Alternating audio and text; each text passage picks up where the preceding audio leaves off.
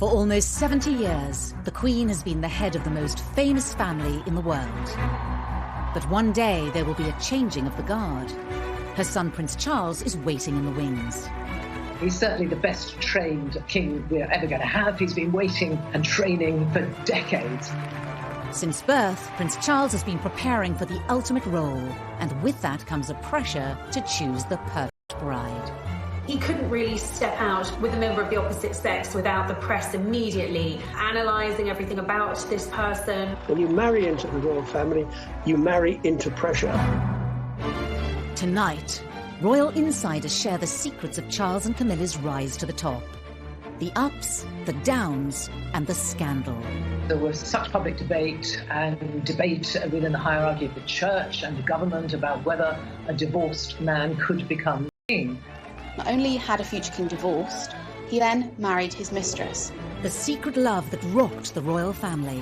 The Camilla affair did huge damage to Prince Charles's standing. They no longer trusted him, and many people didn't want him to be the future monarch. But have Charles and Camilla finally won the public's affection?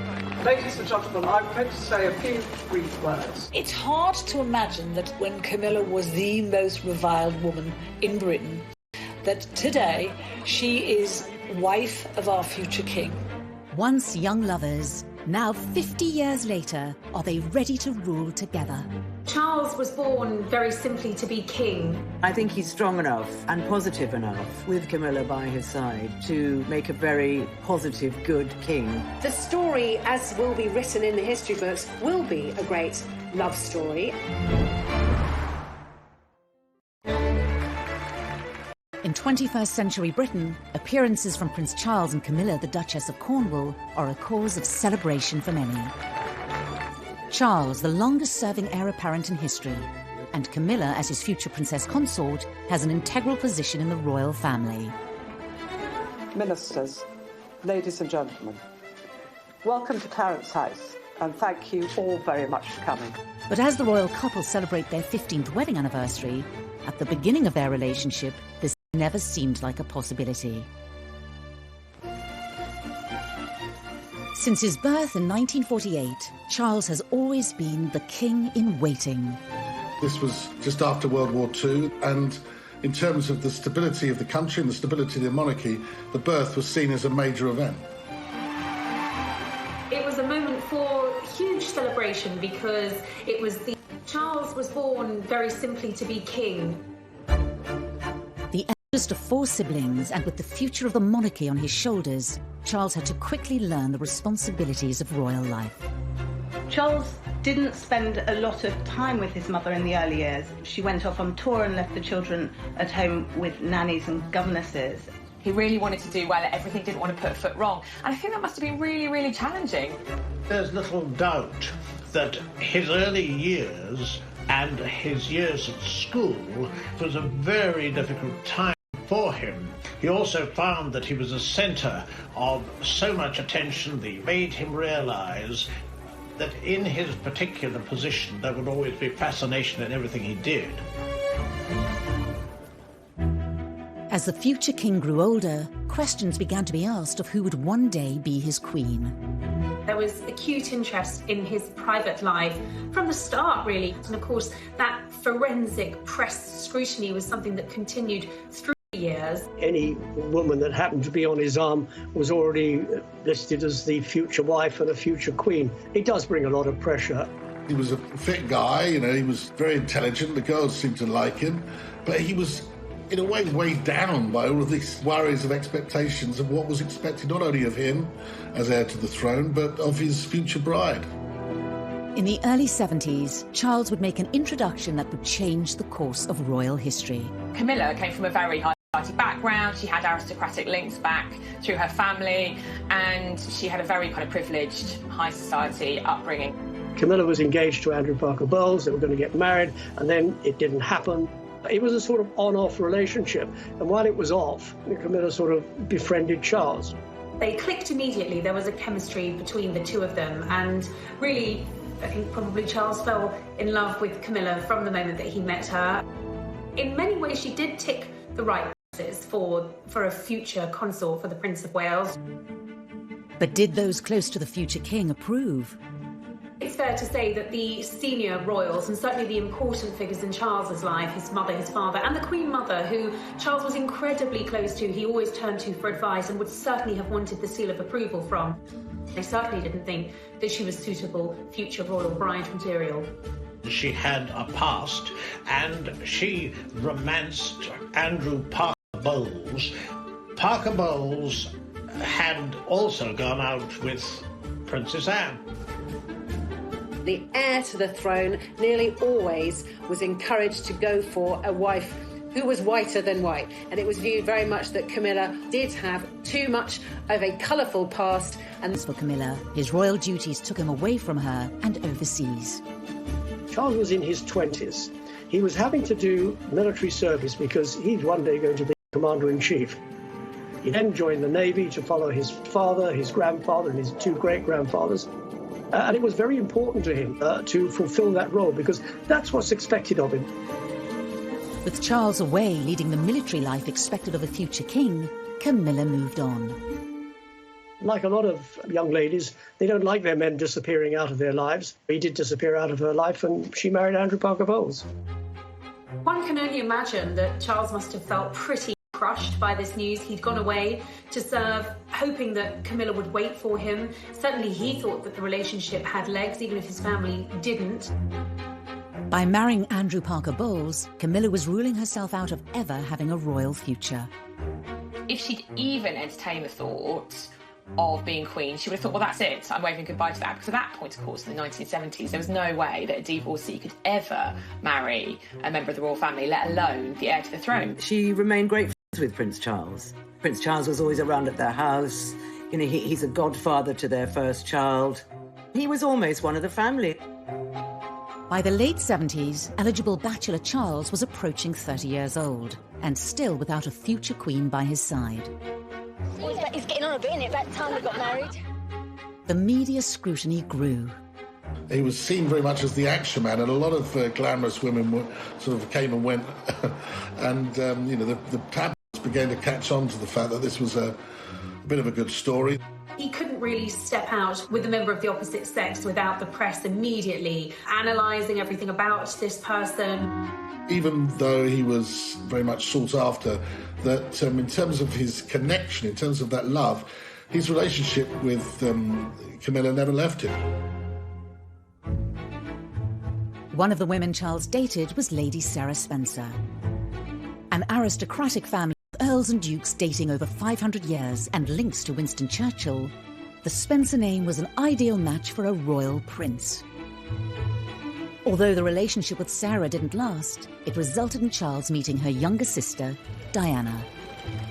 Shortly after the funeral of Lord Mountbatten had been assassinated, Charles had been very, very upset. And Diana said to Charles, I saw you at that funeral and you looked so terribly sad. And he was very touched by this.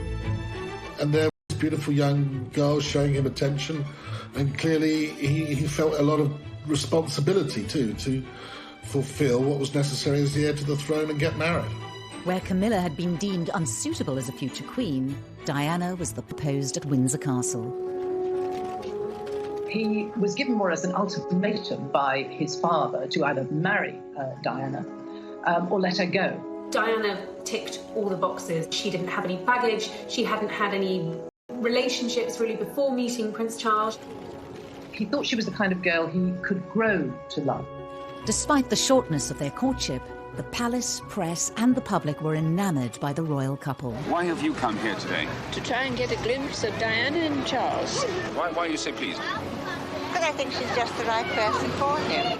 This was an extraordinarily quick whirlwind, but it's what the public wanted. Once they saw Diana, they wanted Diana to be Prince Charles's wife. They were about to marry the Prince of Wales, and one day you would, in all likelihood, be Queen. It's a tremendous change for someone, if I may say, of 19 to make all of a sudden, the transition. It is, but I've had a small run out to it all in the last 6 months. And next to Prince Charles and I can't go wrong. He's there with me. I'm amazed that she's been brave enough to take me on. Shockingly, they'd only met a dozen times before they married. They didn't know each other at all. And I suppose in love. Of course. whatever in love means. So. Most of the world thought they were looking at the future King and Queen of Britain. Everybody likes to think when they get married that they're going to be married for life. It's a fairy tale. I saw for myself, they were in love with each other at the beginning, but somewhere along the line, it collapsed.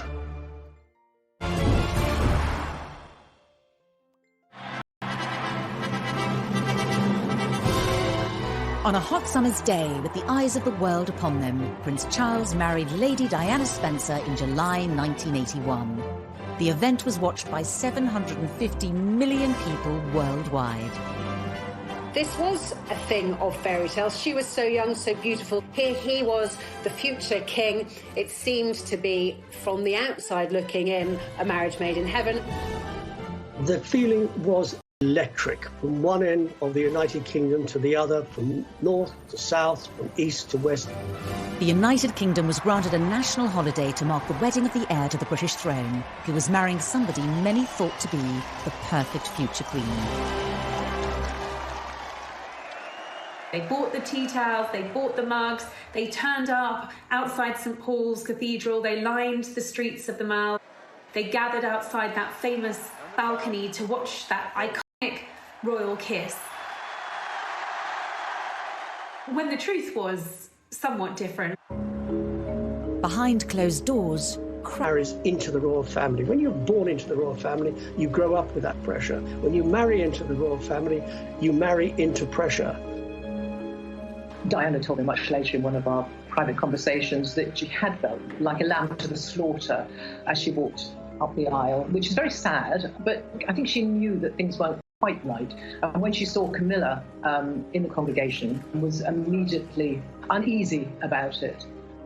Most were unaware that Charles and Camilla had remained in close contact. Charles was so close to Camilla that he brought her a bracelet that was engraved with their initials, which Diana found.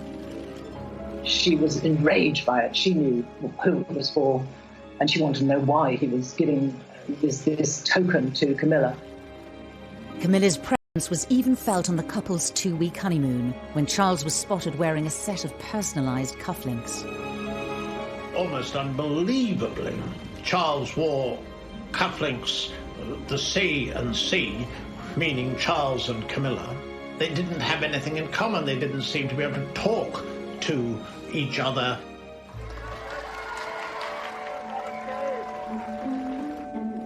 Despite whispers in the press of a rift between the royal couple, within 3 years, Charles and Diana had welcomed 2 sons, William and Harry, into the world.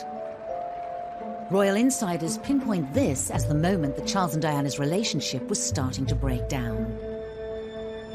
Charles wasn't the fully hands-on dad that she would have expected, and I suppose that created a distance between the two.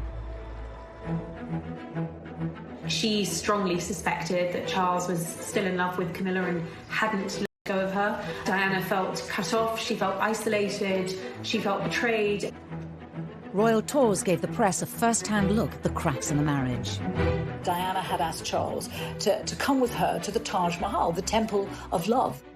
And he'd refused. And she was really hurt by that. So she made a point of going on her own. A tour of South Korea in 1992 would prove to be their last overseas engagement as a royal couple. All attention from the British press was focused on any mutual signs of affection being shown between the prince and the princess. They went separately and they left separately, and I think the press really jumped on that and they realised that this was going seriously wrong. But nobody apart from Diana and her intimate circle knew about Camilla at that time. That didn't come until later. Shortly after their return from South Korea, in the year that the Queen dubbed an annus horribilis, Charles and Diana's separation was formally announced by Prime Minister John Major in the House of Commons. To separate. The Queen and the Duke of Edinburgh, though saddened, understand and sympathise with the difficulties that have led to this decision. Charles and Diana were told to continue to carry out royal engagements separately. Diana remained living in Kensington Palace, whilst she also kept her title Princess of Wales. Their Royal Highnesses have no plans to divorce, and their constitutional positions are unaffected. At that stage, bizarrely, they said it doesn't change anything, that she's still destined to be the Queen, which was a bizarre thing to say when you look back at it now. Despite them no longer being a couple, divorce wasn't an option for the heir to the throne. Charles, as the heir to the throne, is the future head of the Church of England. The thought that someone who was going to be head of the Church of England could ever be divorced was complete no-no. The heartbroken public were unaware of the reasons behind the separation of their future king and his queen. What do you think of the news today that she's going to live separately from Prince Charles? She's not. That's the first time I've heard that. First time I've heard that. At that point, there were whispers within the palace, within the press, but nobody really had the full story. But within months of Charles and Diana going their separate ways, leaked phone calls seemed to publicly confirm Camilla's relationship with the future monarch. Tabloid newspaper had somehow managed to get access to conversations between the future king and his lover, Camilla Parker Bowles, which were at best described as intimate, although I'm sure the Queen probably had other choice words for the conversations that were leaked. This, after all, is the future king, someone the nation needs to look up to have the utmost respect for. And here he is, on tape, speaking to his lover, telling her that he wishes he could be a Terminix. The revelations proved devastating for Prince Charles, whose press image had been at an all-time high just a decade earlier. Prince Charles was in Shetland today, doing his best to look as if personal problems were the last thing on his mind, and he avoided all questions about the Camilla Gate tapes. The Charles-Camilla Gate was catastrophic, and it was the beginning of the public's absolute hatred of Camilla, and his standing plummeted as well. People thought he was ridiculous, they thought he was cruel, they deemed them both to be incredibly cruel to have done this to Diana. The leaked tapes were the beginning of a public feud between Charles and Diana, later dubbed the War of the Waleses. Charles and Diana fought each other using friends in the press. This was open warfare. In a rare television interview appearance, Prince Charles sat down with broadcasters. Mrs. Parker Bowles is a great friend of mine. I have a large number of friends. I'm terribly lucky to have so many friends who I think are wonderful and make the whole difference to my life, which would become intolerable otherwise. And she has been a friend for a very long time. During the unprecedented documentary, Prince Charles publicly confirmed for the first time that he'd been unfaithful to Diana. Dickie Arbiter was Prince Charles's press secretary at the time. And I warned them at the time, it would have to be warts and all. You cannot deny anything, you cannot leave anything out, and nothing was left out, because Jonathan Dimbleby asked the Prince of Wales about extramarital relationship. Did you try to be faithful and honourable to your wife when you took on the vow of marriage? Yes, absolutely. And you were? Yes.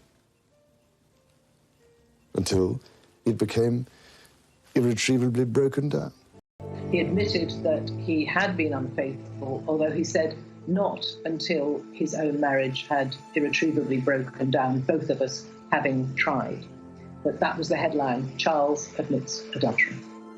To go from a wink, wink, nudge, nudge, such and such member of the royal family has got mistresses on the side or, is having affairs, was quite different to actually hearing from the future monarch, I have been unfaithful to my wife, and my wife is Diana, one of the most popular women on the planet.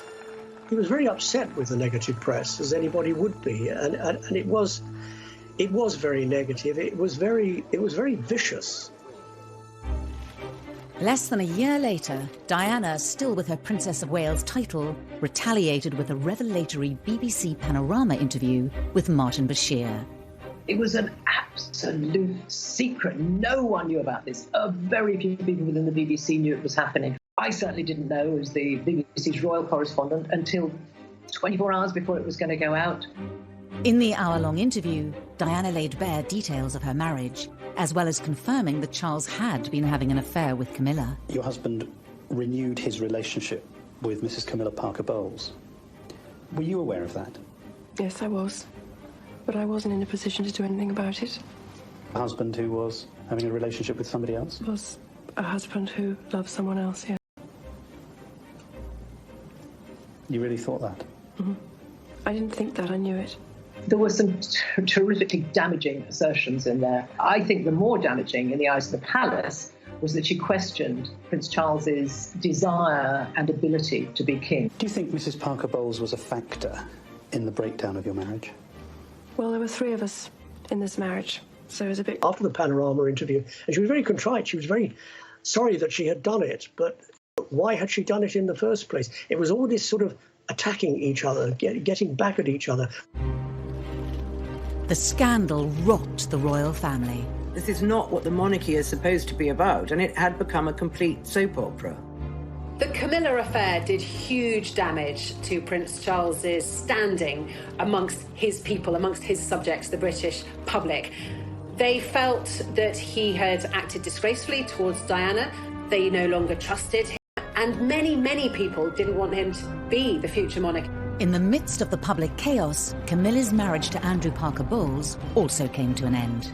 Up until that point, Andrew was more than happy to let Charles and Camilla's affair go on, providing it was in private. As soon as it came out into the public and he was presented as this injured party, he couldn't let it go on, and the couple filed for divorce. Could Charles's reputation ever recover? Had his affair with Camilla ended all hope of them ever being together? By this stage, of course, there was no prospect of her realistically, as it was seen at that time, of ever becoming Charles's wife. Charles became very well aware that if he was ever going to regain those things, respect, trust, authority, leadership, it was going to be a slow road back to recovery.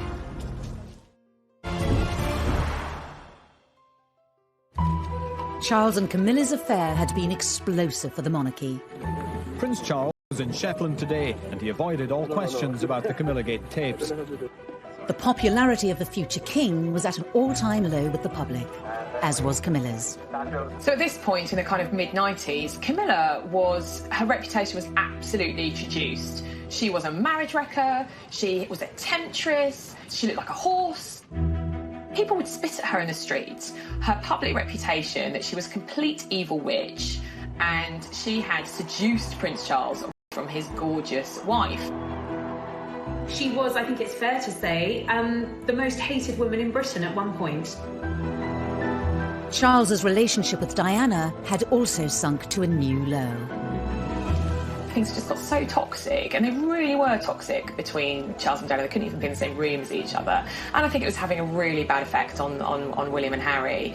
The marriage problems of Charles and Diana have cast a shadow over the royal family. Now the Queen has decided to bring the whole issue to a head by advising them to divorce. There's no doubt at all that as Supreme Governor of the Church of England, the Queen certainly did not welcome the prospect of divorce. But since there was such enmity between the couple, there was absolutely no choice. HRH the Prince of Wales versus HRH the Princess of Wales. This was unprecedented. Of course, Charles, as a future king, is going to be the head of the Church of England. The Church of England does not condone divorce, so this was damaging for the royal family. With all these revelations, with all the press speculation and coverage of a bitter divorce between the couple, no one would ever think of Prince Charles as the next king. He was widely considered unfit to be the next monarch of Great Britain. Charles's position as the future king looked precarious, and his relationship with Camilla was damaging his standing within his own family.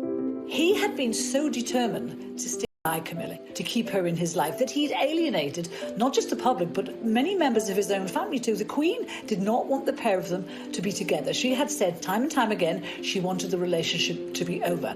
During this difficult time, there was only one person he could turn to and truly confide in. While Camilla was absolutely reviled in England, hated by a lot of people, to Charles, she was his absolute pillar of strength. You know, she was his rock, and really, she was everything to him. Charles was determined to continue his relationship with Camilla and one day make her his future queen. Anyone close to the Prince of Wales, and that included his mother, knew that when it came to Camilla, she was non-negotiable, and Charles made that very clear from the outset. He hadn't gone through everything he'd been through, the public humiliation, the admitting of adultery, not to be with Camilla at the very end of it all. When Camilla divorced and Charles was divorced, it kind of opened up the possibility of the two of them getting together, but both of them being very sensible people and grown up, realised that this would not be a walk in the park. They would have to do it very gently to ease Camilla into society. If Charles was to keep his throne and one day end up with the woman he loved, he would have to improve his public image and regain their respect. Charles went into damage limitation and firefighting on a level that, frankly, the palace were probably not equipped to do.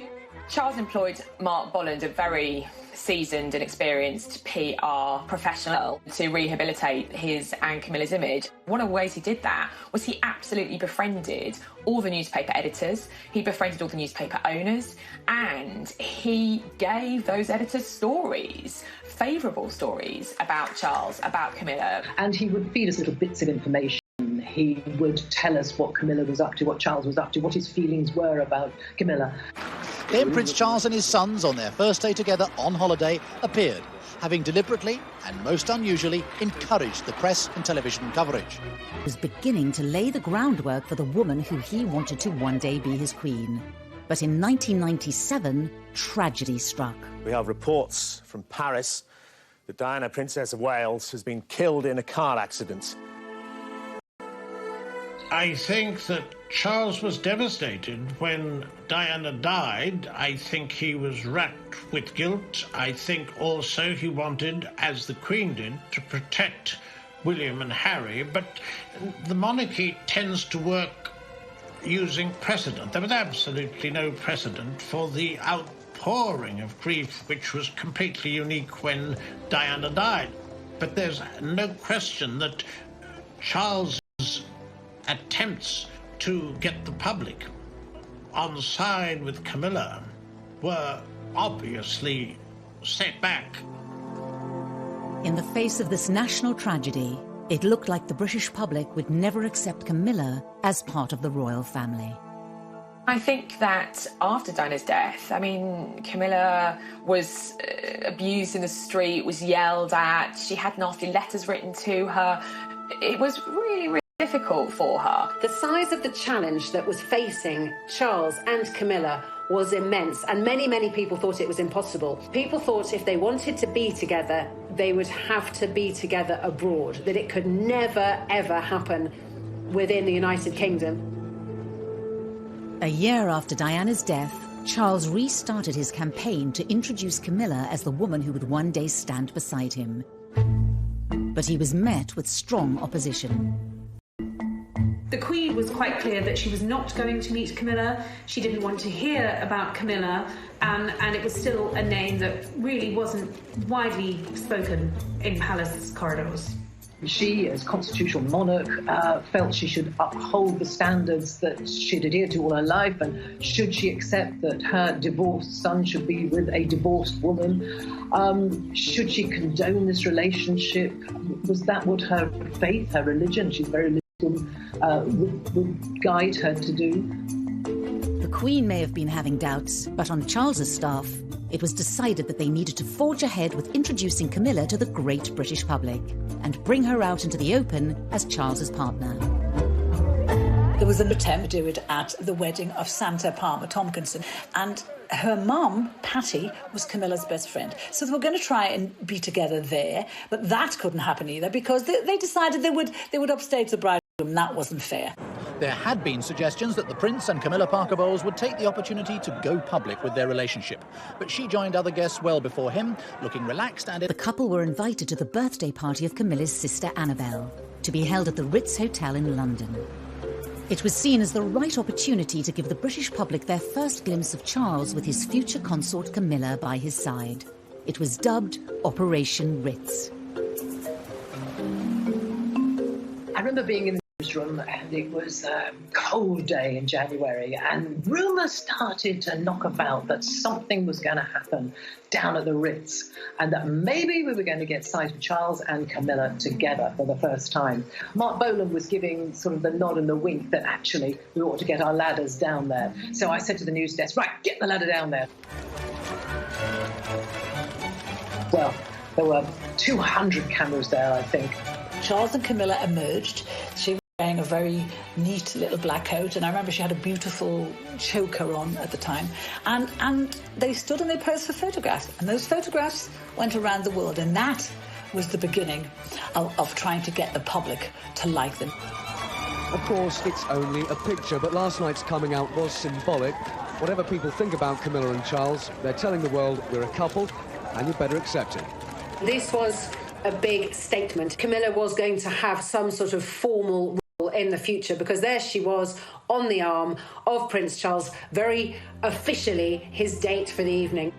This really felt like a turn in the road. Suddenly, Camilla wasn't just Charles's mistress. Now she was his companion. Now the press had their first picture of them, it was down to the Queen to give the relationship the seal of approval. In 2000, she agreed to attend a birthday party for King Constantine of Greece, to be held at Charles's home, Highgrove. So on the guest list was Camilla.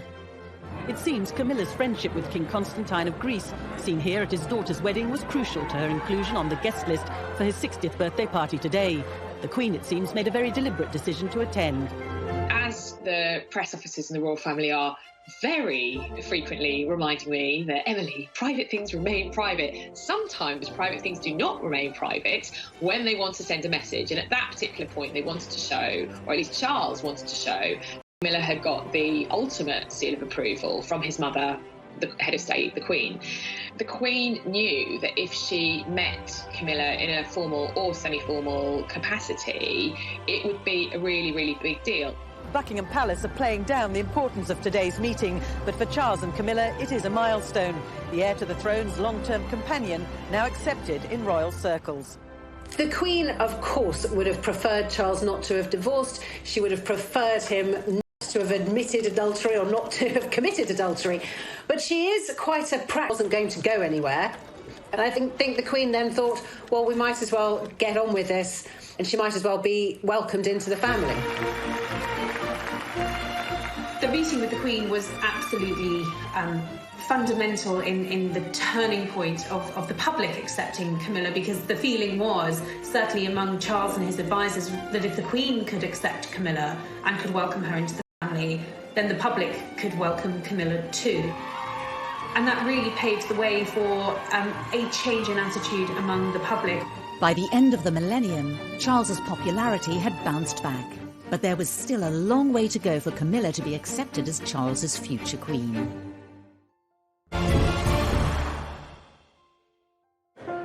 As king-in-waiting, Charles will not only inherit the throne one day, but also become supreme governor of the Church of England. This posed a problem for Charles and Camilla's relationship.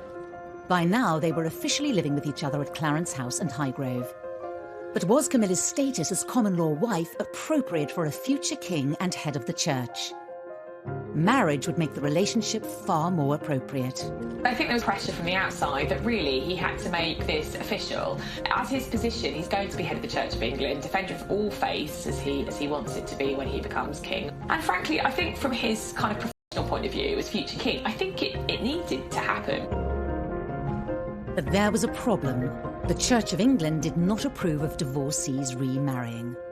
The Prince of Wales started to persuade very senior figures, people like the Archbishop of Canterbury, George Carey, that there was a reason for him to be married. Why should the heir to the throne, who would one day be the king, the defender of the faith, why should he be forced to be in the situation where he can't marry the woman he loves? Why is it better for them to be partners? And so I think people gradually came round to the feeling that it was just the right thing to do. Possibly one of the last to be persuaded was Her Majesty the Queen, a very high church believer in the marital state. But once the church was on side, I think there was no real reason to block it anymore. They've waited long enough, but tonight they emerged as a couple soon to be wed. In February 2005, 56-year-old Charles and 58-year-old Camilla announced their engagement. How are you feeling, ma'am? All right. Just all right? I'm just coming down to earth. Did you get down on one knee to propose? The future bride wore a ring that belonged to Charles's beloved grandmother, the Queen Mother. I think Charles had always wanted to make Camilla his bride, his wife. I think he felt that she'd endured a lot of real to make her his wife, his bride. This was the first time in history that an heir to the throne would marry a divorcee. The Church of England might have backed the union, but this wedding would have to be very different to all previous royal weddings. Charles and Camilla would need to have a much lower key ceremony. Having been divorced already, both Charles and Camilla would have found it difficult to marry within the church. So instead, they had a civil service at the Windsor Guildhall. This would be the first large-scale event with Camilla at the centre of royal life, and Camilla was nervous at the potential public reaction. She was terrified no one would come. She was terrified she'd be booed. And I remember seeing film footage at the time, about 6 a.m, and there was no one on the streets of Windsor. It was freezing as well, I remember. It was a really, really cold day. She must have been terrified that no one would be there. And, you know, I think as a journalist, I was looking at it and thinking the only reaction to this is going to be national apathy, which is kind of almost as bad as protests. However, by 10:30, the streets were thronging with people. As the Prince and his bride were being driven the short distance from Windsor Castle to the Guildhall this morning, history prepared to record a royal marriage without precedent. TV cameras filmed the moment when Charles and Camilla arrived at the registry office in Windsor for their historic marriage. The ceremony was attended by William, Harry, Camilla's children, and a few friends. The Queen, as head of the Church of England, did not feel that she could attend, but she did join the couple for a blessing at St George's Chapel afterwards. The first time the public got to see the Queen really close to Camilla was when Charles and Camilla came out of St George's Chapel after the blessing of their wedding ceremony. And there was a picture that didn't appear to be staged. It seemed very, very natural, but there was Camilla by the Queen's side, the Queen looking very happy, very relaxed, and, well, Charles looking like the happiest man on earth, because I think on that day he probably was. And she looked gorgeous. I mean, she looked fantastic in the outfit with that beautiful dress and the head dress. And I thought that she looked the best, she'd ever looked, really. And I think people really at that time thought, well, why shouldn't these two, who were the picture of happiness, who had this long, long love affair on and off over many years, why shouldn't they find happiness? Camilla was now officially part of the royal family. The palace announced that she would be called Princess Consort when Charles becomes king. The Queen also gave her a title of Duchess of Cornwall, which is actually her secondary title. Legally, she is Princess of Wales. But Camilla knew how fond of Diana the public had been. It wasn't going to wash with them that she would be the next Princess of Wales. And then when they got married, it was 8 years after the death of Diana, Princess of Wales, and feelings and memories were still running high. So she's used the other title, Duchess of Cornwall. She's quite comfortable with it. Titles do not matter to Camilla. She doesn't really care one iota what she's called, as long as she's not called anything rude. The wedding drew a line under Charles and Camilla's past once and for all, and allowed the world to look to the future of the monarchy.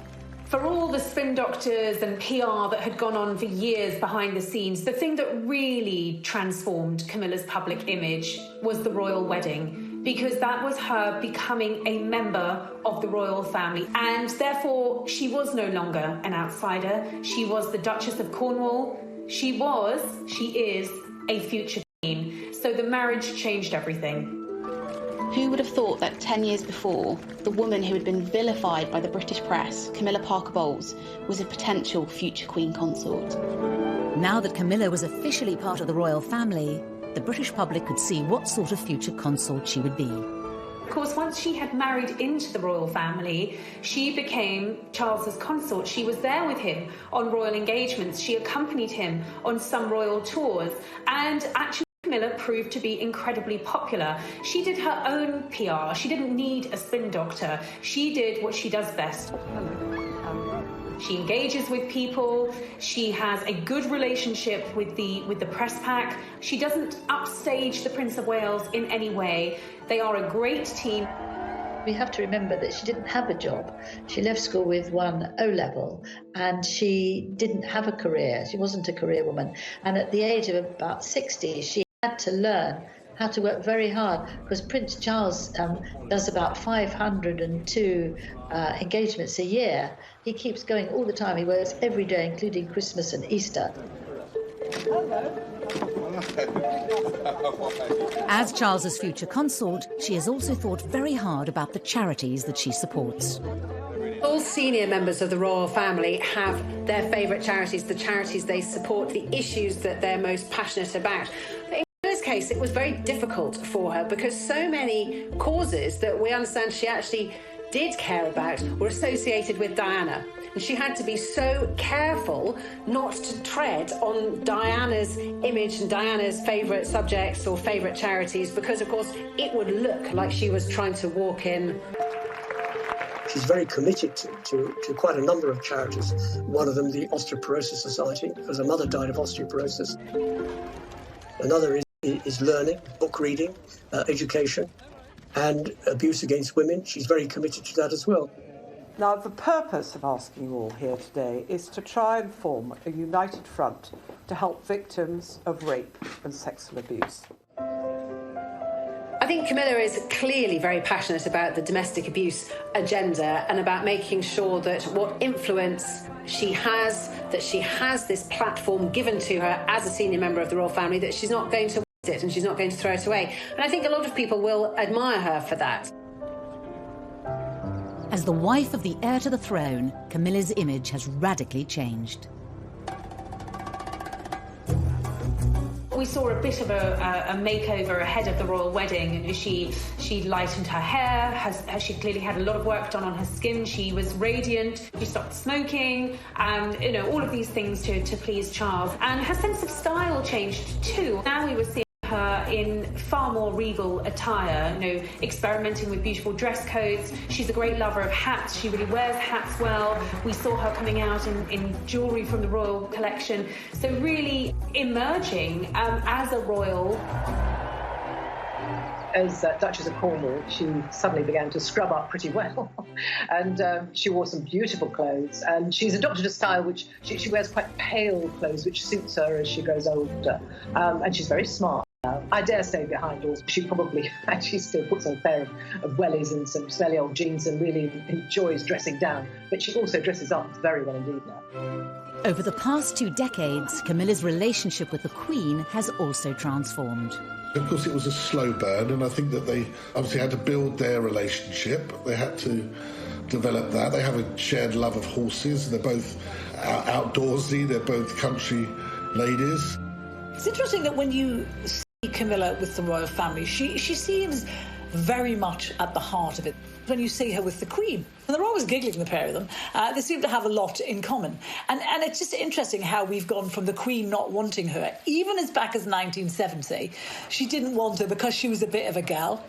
And it's precisely because of that now, because she's a bit of a gal, because she's good fun, that the Queen wants her around. At the Queen's Diamond Jubilee, the country celebrated 60 years of the Queen's reign. But it was also an opportunity to clearly show where Camilla was in the royal family's pecking order. When the Queen decided to put playing, this is Charles's wife, she will one day take my place, and she is the future of the British royal family. And that marks such a turning point from the woman who'd had bread rolls pelted at her in the supermarket as the wicked mistress of the heir to the throne. Of course, it's a terrible cliche to say that a picture paints 1,000 words, but that image tells you that Camilla has come in from the cold. That was a very, very big moment for Camilla.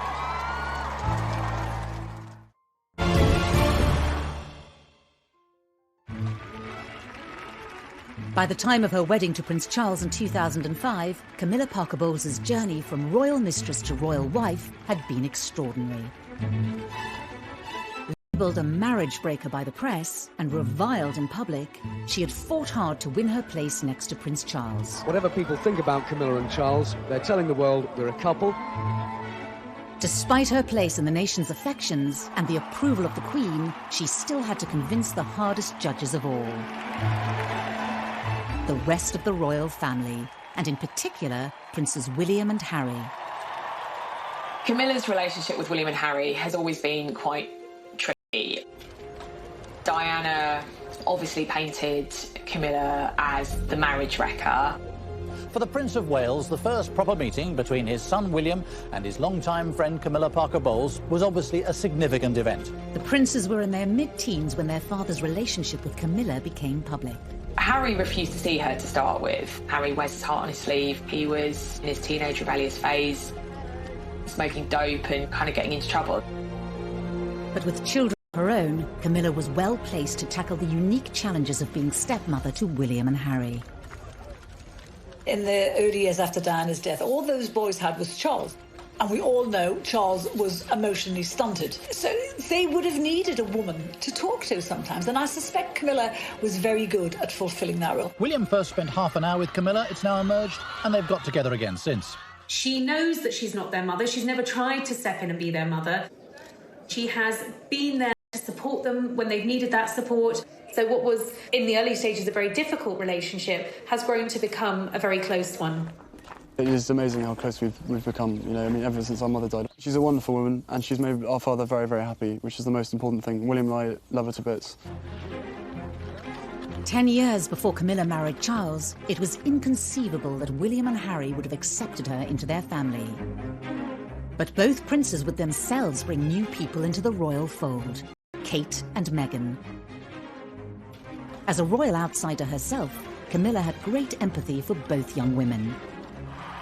For Kate in particular, Kate didn't know how to be royal, so she would have felt like an outsider. And in those early days, she was pursued by the paparazzi, by the press. The new bride has experienced it at first hand. She, not William, will be the focus of attention. While Camilla, she knew how it worked, and she was in a very good position to give Kate advice.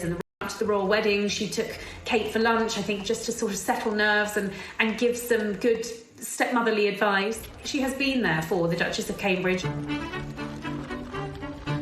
just over 6 years after William and Kate's wedding, Prince Harry announced his engagement to Meghan Markle. Royal watchers talked of her as someone quite unlike the other members of the family. But she had much in common with her future husband's stepmother. In many ways, Camilla had paved the way for Meghan, in the sense that they were both divorcees, neither of them were royal, but I think Meghan took any criticism of her position personally. Camilla would have been there to tell her not to take it personally, and that this is just what happens when you're an outsider. Throughout her life with Charles, Camilla has always maintained an upbeat public persona in the face of criticism. It's a quality that has rubbed off on Charles. As he edges closer to the throne, Camilla has transformed the way he engages with the public and approaches his duties. I think it's very clear when you look at Charles and Camilla over the last 15 years what a difference she has made to his persona, to his outlook, to his demeanour. We don't want to alarm. He's just clearly a much happier person now. He's relaxed a bit. In 2017, on a trip to Canada, Charles and Camilla visited native communities. One of the things laid on was this Inuit couple who were throat singing. And it sounded very much like two people having sex. Charles and Camilla were tickled pink by this. They were giggling like a couple of teenagers. And that would never have happened 20 years ago.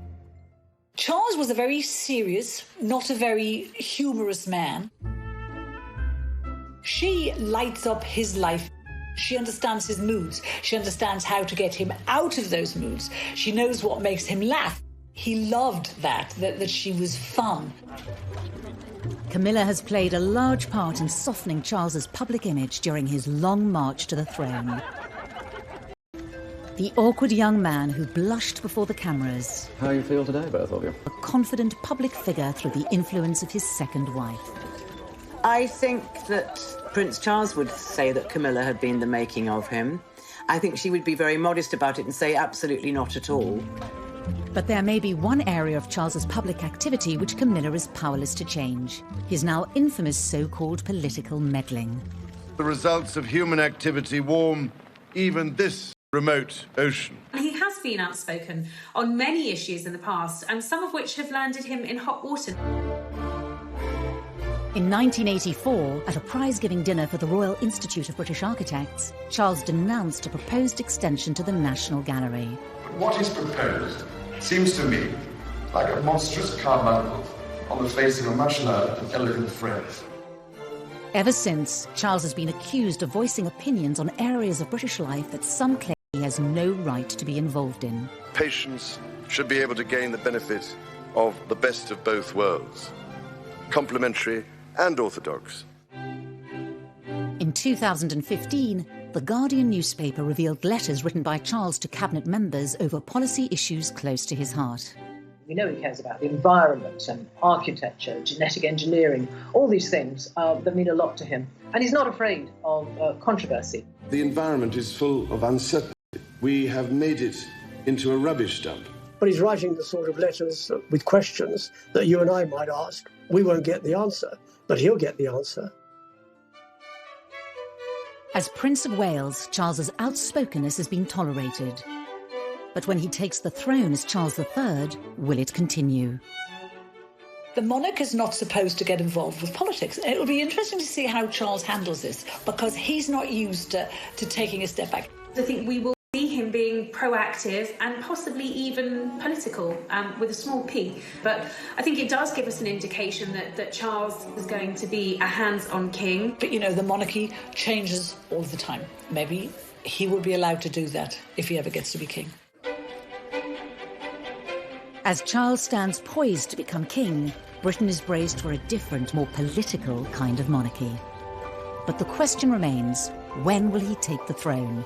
And when his 71-year wait ends, will Camilla take the title of Queen?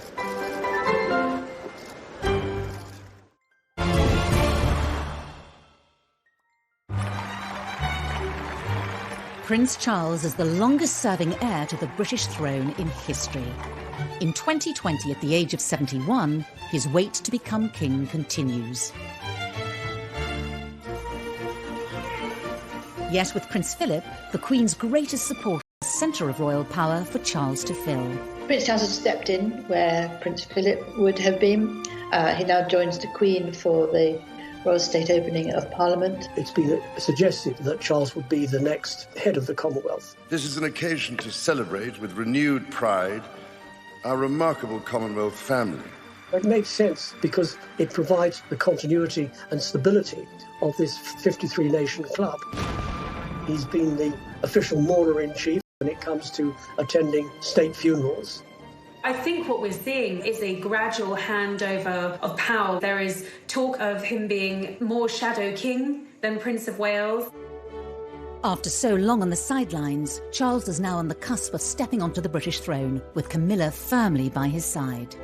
But what kind of leadership style will we see under Charles? I think he's strong enough and positive enough, with Camilla by his side, to make a very positive, good king for our times, whatever kind of times we have. Because of Brexit, because of divisions within the country, Prince Charles is going to have to heal a divided nation and try to make it a united nation. After contracting coronavirus in March 2020, Charles gave a message to the nation, offering solidarity with others affected by the greatest health crisis in a generation. It hinted at what we may see when, as king, he is called upon to speak in times of crisis. None of us can say when this will end, but end it will. Until it does, let us try and live with hope and, with faith in ourselves and each other, look forward to better times to come. Only 2 days after this message, Charles opened the fast-tracked Nightingale Hospital, specially built in London's ExCeL Centre to cope with coronavirus patients. In this dark time, this place will be a shining light. Alongside the Queen's historic address to the nation during the pandemic, Charles's message demonstrated the power of the monarchy to unite in troubled times. As the Queen ages into her 90s, we may see Charles speaking directly to the nation more and more. It has led to speculation that she could hand the throne to him early, effectively abdicating. Abdication still quite a dirty word in royal circles. I don't think she will contemplate abdication unless forced to do so by ill health. The Royal Navy's greatest battleship had been chosen for the voyage to the Cape. When the Queen famously made her address to the nation in South Africa in her 20s, she swore she would be Queen for the rest of her life. I declare before you all that my whole life, whether it belong of our great imperial family, to which we all belong. The vows that she made on her 21st birthday to serve until she takes her last breath, I think those vows are as true to her now as they were then. The last time a monarch abdicated was in 1936, when Edward VIII stepped down so he could marry American socialite Wallis Simpson. As a divorcee, the morality of that era made her an unacceptable bride for the king. But 60 years later, Britain was more accommodating of Charles and Camilla, both divorced from previous marriages. Abdication may not be palatable to the palace or the public, but further back in royal history is an example of another way that power could be handed over to Charles. In 1811, as George III became incapacitated with mental illness, Parliament invoked the Regency Act, whereby his son could rule in his name as the Prince Regent. The Regency Act remains at the disposal of any reigning monarch. The Regency Act means that she still retains the title, but the next in line, i.e. Prince Charles, will do all the duties for her. I don't believe for a moment that there will be a Regency Act invoked unless there is a serious illness that prevents the Queen from carrying out her duties. There are no signs of that. However it may happen, the rule of Charles III edges ever closer, with Camilla destined to be by the king's side. 20 years ago, it was inconceivable that the British public would have tolerated her in this position. But today, it seems she will be welcomed warmly into the role. But will there be support for her taking the title of Queen, even though Clarence House stated she would be Princess Consort at the time of their engagement? I think after everything that she's been through, all the vile press that she had to put up with, the names, the backstabbing, I think he will want her to be Queen Camilla. There will be some sort of testing the water. There will be focus groups and polling being done to find out if that is acceptable to the British public. I mean, what a rehabilitation. She was the most hated woman in Britain. She had, tempted him away from his perfect wife and children, and they were having this affair, and it caused this divorce and the scandal of the 90s. To then be crowned as Queen Camilla is absolutely extraordinary. Whether she is called Queen or not, Camilla will be the closest confidant and support for our next king. But who else will be included in Charles's monarchy? They have already been signed. Very clear for quite some years that he wants to streamline the monarchy, and he doesn't want too many members of the family to charge the British taxpayer more than they have to. Although this might be a good thing for the taxpayer and a good thing for the way the royal family work, it's not such a good thing for the charities, because you can't stay involved with all these charities with so few people. With the high-profile departures of Harry and Meghan, followed by Prince Andrew's dramatic exit from official duties, Charles's push for a smaller monarchy is already becoming a reality. We are now at a point where we are almost on a skeletal royal family. It's gone beyond streamlined. We've got the Queen, we've got the Prince of Wales and the Duchess of Cornwall, we have the Cambridges, and of course, Princess Anne. Whatever form Charles's inner circle takes, Camilla will be beside him, as she has been for 20 years. Their journey as a couple together has not always been smooth. But it seems for now, destined for a happy ending. The story, as will be written in the history books, will be a great love story, and it will be not only a king in waiting who had to wait 50 years to get on the throne, but also a prince who had to wait decades and decades to get the woman he'd always been in love with by his side.